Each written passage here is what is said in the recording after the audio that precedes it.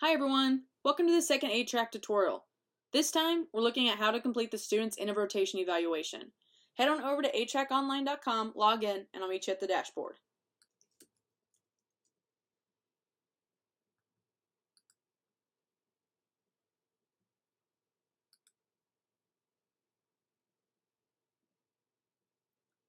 Once you make it to the dashboard, to get to a student evaluation form, you're going to click on Portfolio up here at the top, or you can go over to the left menu and click on Portfolio over here. Again, both are going to get you to the same exact place. Once we get here, we're going to click at the pencil icon at the end of Preceptor Evaluation of Athletic Training Student. And then we're going to be at the evaluation form. So first we're going to need to select a user. So that's just your student. You should only see the student that's been assigned to you.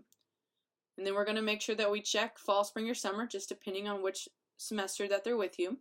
Next, click the appropriate boxes next to each statement that best represents your student's progress with you.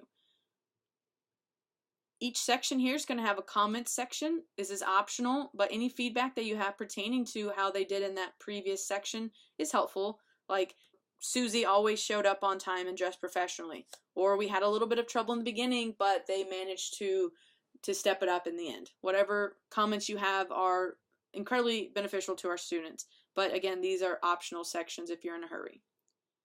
So each of these sections is pretty identical in its setup.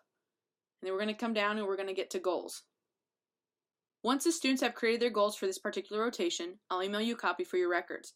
Most of the goals are along the lines of work on communication skills, time management skills, evaluation skills, maybe write better SOAP notes, ask more questions, whatever it may be. Those goals typically go here. And this box does have to have something filled in. And it doesn't have to be a long version of their goals. It can just be time management, SOAP notes, be more hands-on, whatever it is that their goals are.